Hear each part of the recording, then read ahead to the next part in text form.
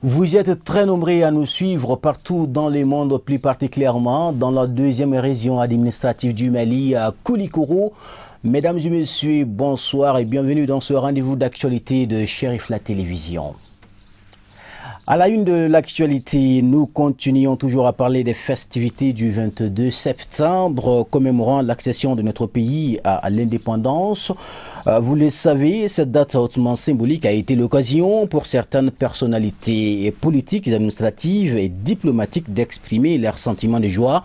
Les festivités se sont déroulées ce dimanche 22 septembre à la place d'armes de Kati en présence du président de la République, son Excellence Ibrahim Boubacar Keïta. Je vous propose de les écouter au micro de notre envoyé spécial, Amadou Kamara. Cela signifie beaucoup de choses. Cela signifie que nous avançons, difficilement, mais nous avançons tout de même. Le pays connaît de très grosses difficultés, le monde connaît de très grosses difficultés. Il faut qu'ensemble, nous puissions réfléchir pour concevoir, pour orienter, pour exécuter tout ce qui peut apporter le meilleur pour les Maliens.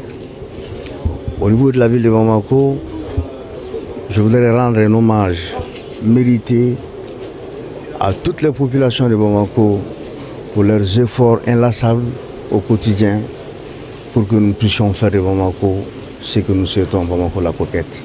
Et c'est avec vous les communicateurs, et c'est avec toutes les forces vives que nous pouvons y arriver.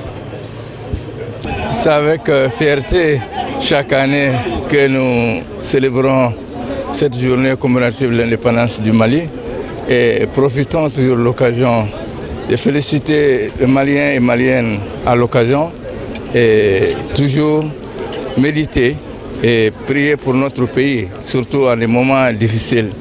Nous souhaitons que la paix revienne au Mali, et qu'il y ait l'apaisement et que Mali soit un bon Mali, heureux et bon de vivre. Je crois que c'est toujours une fierté pour nous de fêter notre indépendance.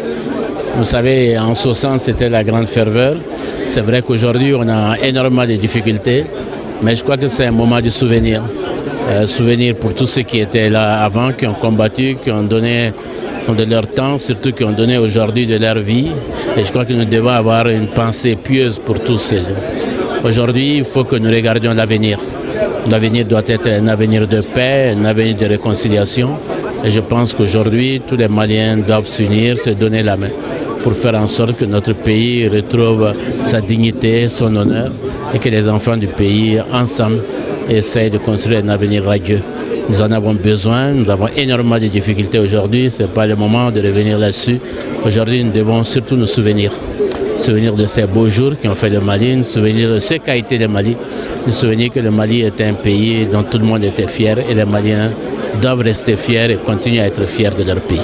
En ce jour, ce grand jour d'anniversaire de l'indépendance du Mali, je tiens vraiment à présenter les vœux les meilleurs au président de la République, chef de l'État, au chef du gouvernement et à l'ensemble du peuple malien frère. Je crois que c'est un grand événement. D'abord, il est fêté avec beaucoup de dignité et de sobriété. Et ensuite, c'est une fête vraiment générale au Mali. Donc tous les Maliens vraiment fêtent ce jour-là et ils sont vraiment conscients de la symbolique de récupérer à la fois la souveraineté nationale et la souveraineté internationale du Mali. Je crois que le Mali est en marche. Il y a beaucoup de défis à relever, mais je crois que la volonté est là, la détermination est là, et je crois que le pays ira, Inch'Allah, de mieux en mieux. Bonne fête en fait. C'était une très bonne défilé que nous avons à voir aujourd'hui, donc c'était très bien. Et je voudrais féliciter le Mali, son anniversaire. Ah oui, je pense qu'en tant que l'ambassadeur du Royaume-Uni, nous avons quelques projets qui renforcent la capacité de la force de l'ordre malienne. Donc évidemment, c'est très important parce que c'est nécessaire pour rétablir la paix et la sécurité dans le Mali. C'est quelque chose que tout le monde voit arriver. Voilà, notre cher pays où tout le monde est uni par les sangs. Je vous rappelle que cette édition sera totalement 22 septembre. Autre actualité, l'association malienne pour la promotion de la jeune fille et de la femme AMPJF, en collaboration avec les femmes des Sotiba, ont célébré en grande pompe la fête commémorative du 22 septembre, date anniversaire de l'accession de notre pays à la souveraineté nationale et internationale. La cérémonie était présidée par le chanteur Nampé Sadio, parrain de la dite cérémonie, en présence de plusieurs autres associations féminines et de jeunes venus de partout. C'était le samedi 21 septembre 2019 à Sotiba. Voyons tout cela avec Amadou Kamara et Céline. La cérémonie a débuté par le chant de l'hymne national du Mali.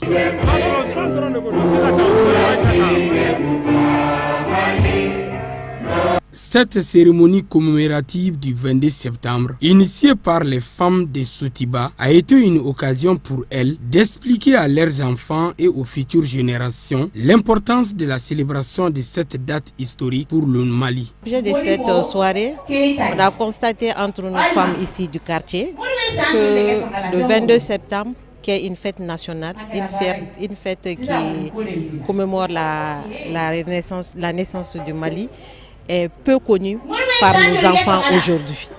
Donc nous avons voulu célébrer pour la première fois, en espérant que ce sera une première, pas une dernière, pour célébrer ça dans notre quartier, afin que nos enfants puissent connaître c'est quoi le Mali. Comme vous avez vu pendant la cérémonie, c'est des animations, en plus des animations, on fait aussi des questions sur le Mali. Et c'est récréatif et les enfants comprennent. Et nous aussi, parents, ça nous rassure aussi que nos enfants vont être dans une nouvelle école. La présidente de l'association malienne pour la promotion de la jeune fille et de la femme, AMPJF, au cours de cette cérémonie de célébration du 22 septembre, a invité les jeunes à l'amour, au pardon et au don de soi envers notre chère patrie, qui, selon elle, a tant besoin de toutes ses filles et tous ses filles pour recoudre le tissu social. Nous fêtons le 22 septembre. Depuis quelques années, la MPGF organise à la veille du 22 septembre des manifestations populaires citoyennes pour rappeler les jeunes ce que c'est que le 22 septembre, pourquoi le 22 septembre et comment on doit le fêter. C'est pourquoi cette année et cette fois-ci, nous avons organisé dans 10 localités et ici c'est la 10e localité en partenariat avec les femmes de Sotiba. Le parrain, quant à lui, très ému d'avoir parrainé une telle manifestation, pleine de symbolique et de signification, a remercié et félicité les femmes de Sotiba pour le choix porté sur sa modeste personne avant de faire la surprenante promesse qu'il sera le parrain à vie de cette initiative. Avant tout, je suis un Malien et fier d'être un Malien. Donc c'est juste pour dire à mes frères et sœurs maliens de fêter le 22 septembre parce que c'est la fête de l'indépendance, c'est la fête de la liberté. Donc c'est une fête qui doit être vraiment fêtée. Donc il ne faut pas qu'on délaisse ça et c'est pas bon pour notre pays. Le message que j'ai à lancer aux Maliens, c'est de se donner la main, de s'aimer, de s'entraider, comme je l'ai tout le temps dit. Le Mali, personne ne le fera à notre place, c'est nous les Maliens et c'est à nous de le faire. Donc, comme Tcherna Ahmed Cham l'a si bien dit, je suis chez moi et c'est à moi de faire ma patrie. Donc, je demande à tout le monde de se donner la main pour un Mali uni et prospère. Nous pensons fondamentalement que le 22 septembre est une belle fête pour nous, une fête qui nous permet de renouveler notre indépendance. Du reste qui commence à être touché un peu. Et je crois que si on répond à l'appel de Maliens tout court, on pourra sauver cette indépendance. Les fêtes du flambeau et les prestations d'artistes et du parrain ont été les temps forts de cette cérémonie. Rendez-vous est pris pour l'année prochaine. Vivement la 2e édition.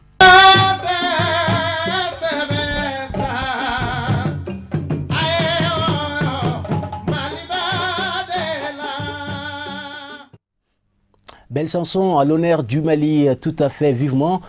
La prochaine édition, tout de suite, direction la deuxième région administrative du Mali où la commune rurale de Touba, dans le cercle de Banamba, région de Koulikoro, n'est pas aussi restée à marge des festivités commémorant l'accession de notre cher pays, le Mali, à l'indépendance. Discours, bilan, exhortations et manifestations récréatives étaient au menu de ce rendez-vous annuel qui a mobilisé des milliers de participations. Voyons tout cela avec nos envoyés spéciaux depuis la capitale du Mégaton, avec Alarmilou Badini, Fousseni Keïta. Le 22 septembre marque l'accession du Mali à sa souveraineté nationale, un événement des plus jubilatoires dans toutes les localités du pays où des festivités sont organisées. La jeunesse de Touba n'est pas en marge de cette commémoration qui a débuté par la montée des couleurs.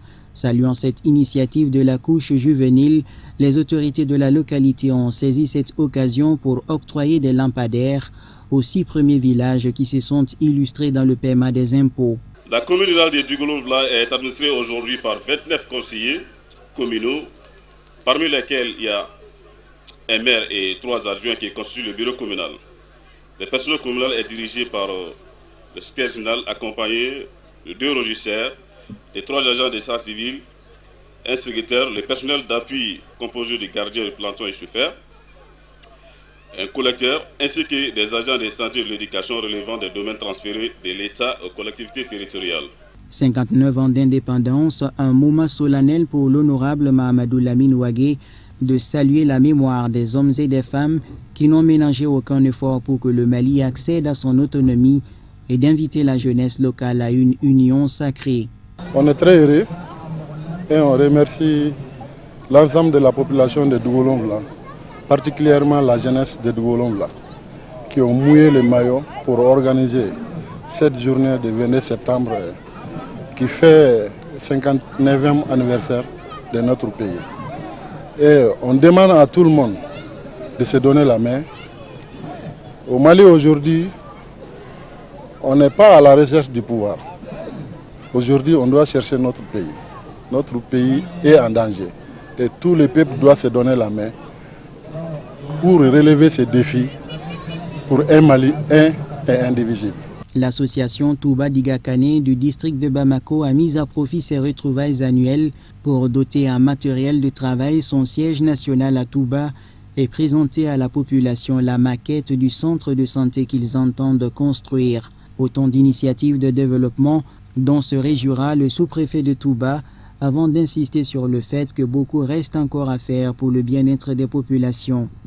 Oui, le passage du temps ne doit pas effacer la mémoire du sacrifice des pères de l'indépendance.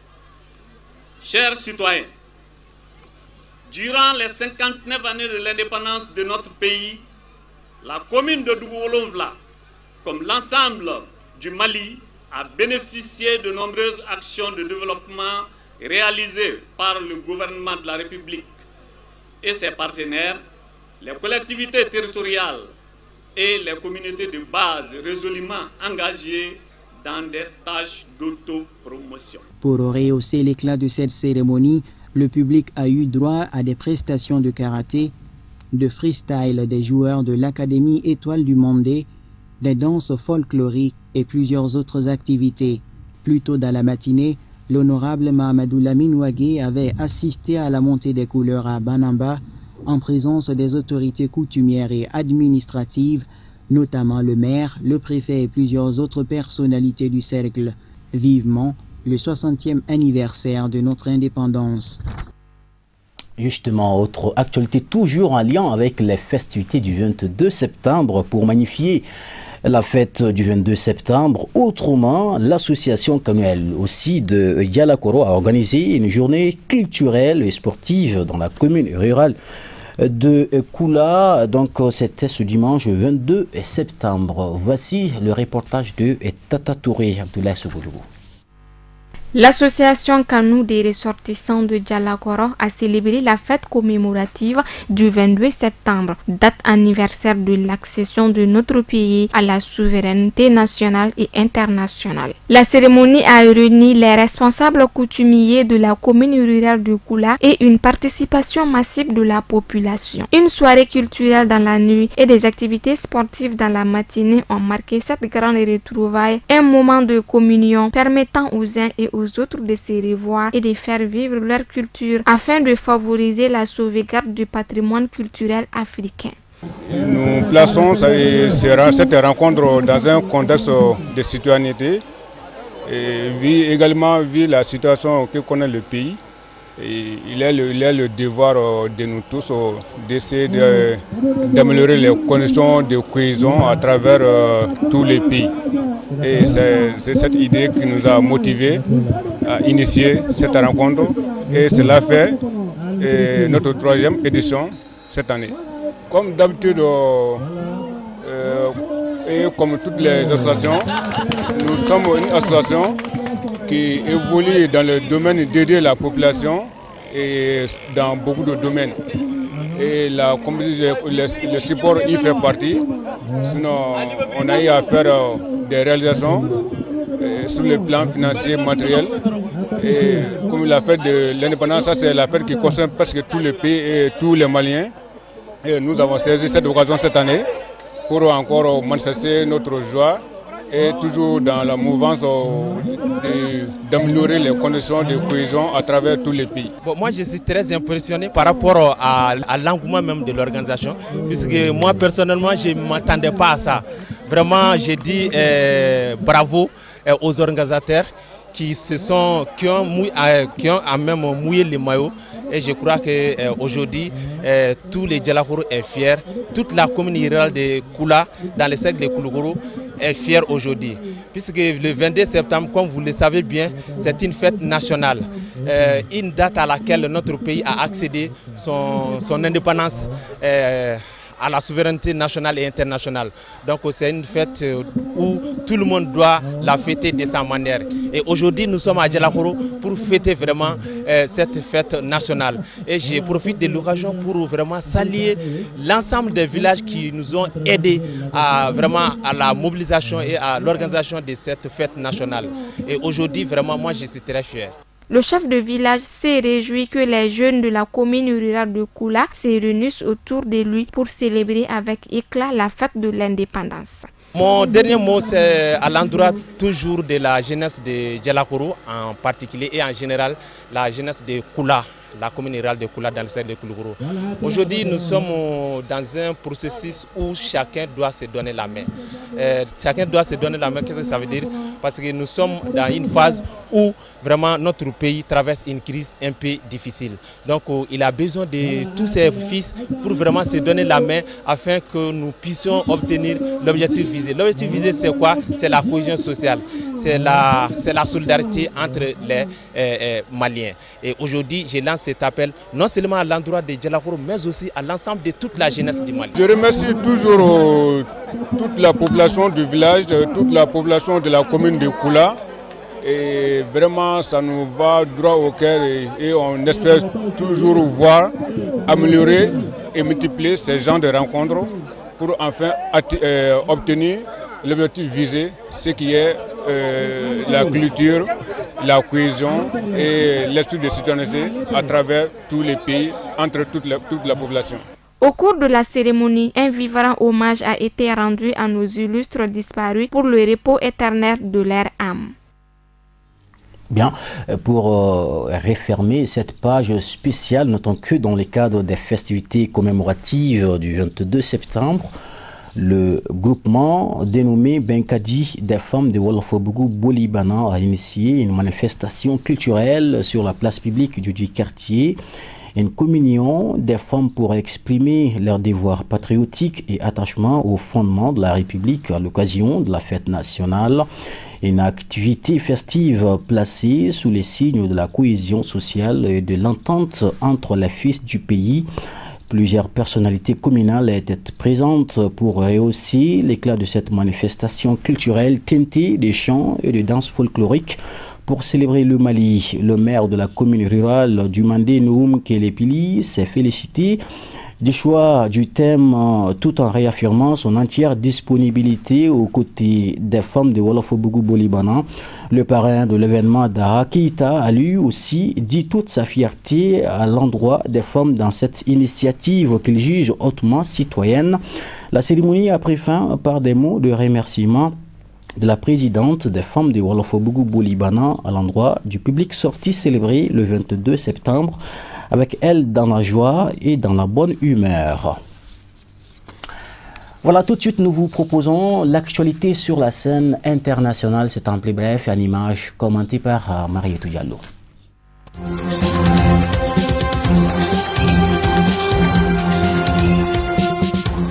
À la veille de l'ouverture de l'Assemblée générale de l'ONU à New York, le secrétaire général des Nations Unies, Antonio Guterres, a convoqué un sommet extraordinaire sur le climat ce lundi. À l'ordre du jour, des objectifs très ambitieux, moins 45% d'émissions de gaz à effet de serre d'ici 10 ans, zéro émission en 2050. Pour participer à l'effort planétaire pour le climat, nombre de pays africains se trouvent face à une contradiction. Les 24 plus importantes banques de développement nationales et régionales du monde ont annoncé dimanche 22 septembre la mise à la disposition de 1000 milliards de dollars pour financer dans les années à venir des projets concrets et la transformation des économies, particulièrement des économies des pays du Sud.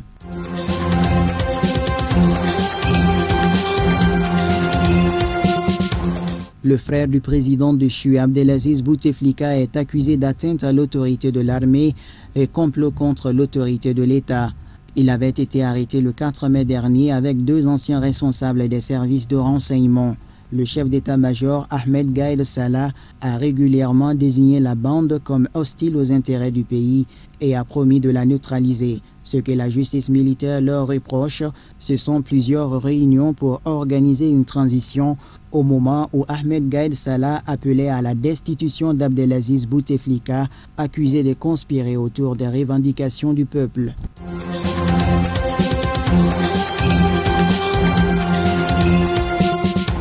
En Algérie, toujours en pleine impasse politique, le pays devra bientôt faire face à une crise économique d'après une récente étude.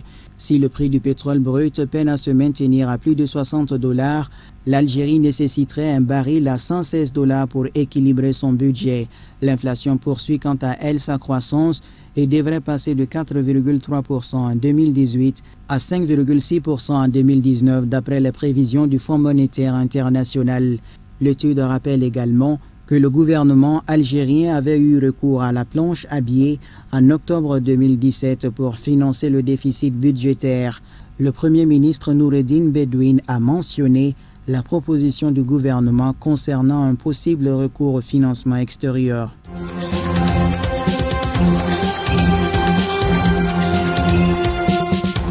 Les autorités accusent les évêques catholiques du Burundi de cracher leur venin de haine à la suite d'un message pastoral lu dimanche dans toutes les églises du pays et dénonçant l'intolérance et les violences politiques à moins d'une année de la présidentielle de 2020. Certains évêques devraient être défroqués car c'est devenu une habitude.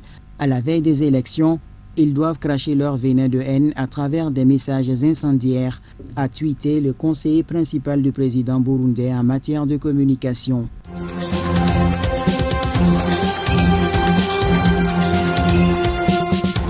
L'ONG Médecins sans frontières dénonce lundi d'obscures restrictions menées par l'Organisation mondiale de la santé dans l'accès au vaccin contre le virus à Ebola en République démocratique du Congo. Interrogé par l'AFP, l'OMS a démenti toute limitation de l'accès au vaccin. Nous collaborons étroitement avec le gouvernement de la RDC pour atteindre le plus de communautés et d'individus possibles dans la zone de l'épidémie. Nous ne limitons pas l'accès au vaccin, mais mettons plutôt en place une stratégie recommandée par un comité d'experts indépendants, comme convenu avec le gouvernement de la RDC, a déclaré le directeur des programmes d'urgence de l'OMS.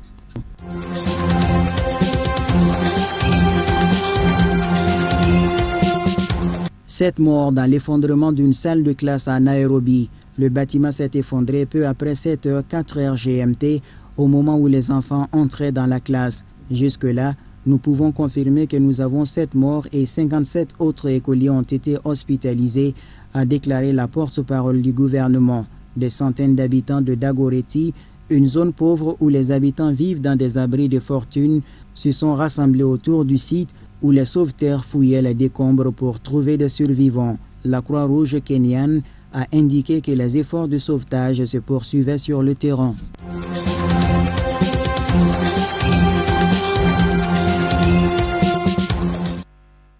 C'était plutôt la voix d'Al-Hamidou Badini pour le commentaire. C'est ainsi que s'achève votre journal de ce lundi 23 septembre 2019. Merci à vous de l'avoir suivi. Ne quittez pas d'un moment à l'autre. Amadou Kamara sera là pour le journal en langue nationale Bamanakan. Chérifa TV, toujours plus proche de ses aimables téléspectateurs et téléspectatrices. À demain.